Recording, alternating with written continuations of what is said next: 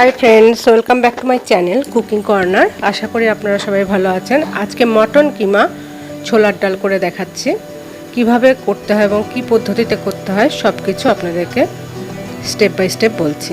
প্রথমে আমি কড়াইতে একটু তেল দিয়ে দিয়েছি, তারপরে হচ্ছে তেজপাতা শুকনো লঙ্কা ফোড়ন দিয়েছি। এরপরে আমি আদা রসুন পেঁয়াজ এটার একটা পেস্ট করে নিয়েছি। এরপরে দেব হলুদ, জিরে গুঁড়ো, ধনে গুঁড়ো, লঙ্কা গুঁড়ো, তারপরে দেব কাশ্মীরি লঙ্কার গুঁড়ো দিয়ে ভালো করে কষাতে হবে। এবং আমি মাটনটাকে কিমা করে রেখে দিয়েছি। এরপরে মাটনটা দিয়ে দেবো কষানো হয়ে গেলে পরে খুব ভালো করে কষাতে হবে। একটু নুন দিয়ে দিলাম, নুন দিয়ে ভালো করে কষিয়ে নিয়ে তারপরে মাটনটা দিয়ে দিতে হবে। মটন কিংবা ছোলার ডাল এত ভালো লাগে খেতে। আমি মাটনটা দিয়ে দিলাম এবং এই মাটনটা সিদ্ধ হতে একটু সময় লাগবে। আমি ছোলার ডাল সিদ্ধ করে রেখে দিয়েছি এবং ছোলার ডালের যে জলটাকে আলাদা করে রেখেছি, ছোলার ডালটাকে আলাদা করে রেখে দিয়েছি।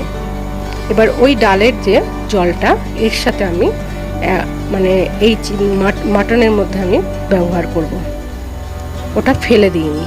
এখন ঢেকে দিচ্ছি একটু, তার কারণ মাটনটা সিদ্ধ হতে যেটুকু সময় লাগবে আর কি। তো মোটামুটি কষানো হয়ে গেছে। এরপরে আমি একটু জল দিয়ে আবারও একটু ঢেকে রেখে দেবো। এই জলটা যেটা দেবো সেটা দেবো হচ্ছে গিয়ে ছোলার ডালের জল।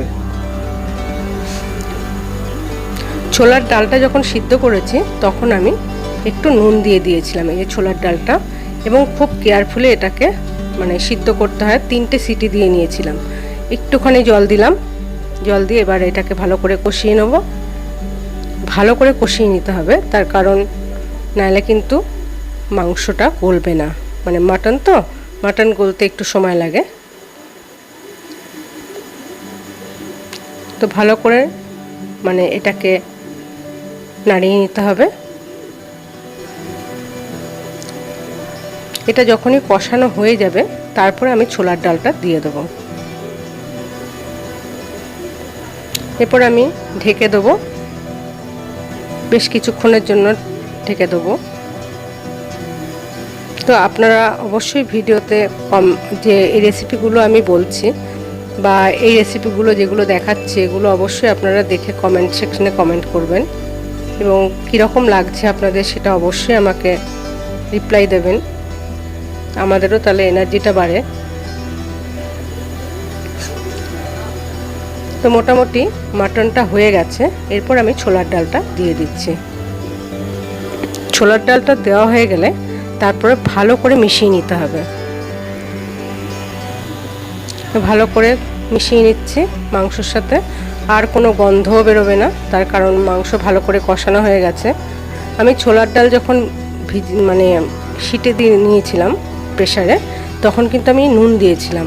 ওর জন্য আমি নুনটা একটু চেক করে নিলাম, নুন সব ঠিক আছে। একটু মিষ্টিও দিয়েছি। এবার ছোলার ডালের জলটা পুরোটা দিয়ে দিলাম। এরপরে আরেকটু জল দিতে হবে, তার কারণ এটা আমরা পরোটা বা রুটি দিয়ে খাবো। তার জন্য একটু ঝোল না থাকলে, যে যেরকম ঝোল পছন্দ করে, কেউ মাখা মাখা পছন্দ করে, কেউ একটু ঝোল পছন্দ করে, যে যেরকমভাবে পছন্দ করে সেইভাবে জলটা দিয়ে দেবেন আপনারা। ঠিক এই পদ্ধতিতে করে দেখবেন, খুব ভালো হয়। ছোলার ডাল খেতে খুব ভালো লাগে এবং মটনের কিমা থাকলে তো আরও ভালো লাগে। যদি আমার এই রেসিপিটা আপনাদের ভালো লাগে তাহলে অবশ্যই একটা লাইক, কমেন্ট, শেয়ার, সাবস্ক্রাইব অবশ্যই করবেন। এবং আপনাদের একটা লাইক মানে আমার কাছে অনেক কিছু। এরপরে আমি নামানোর আগে একটু গরম মশলা দিয়ে দিলাম। ব্যাস আমার রেডি। ধন্যবাদ।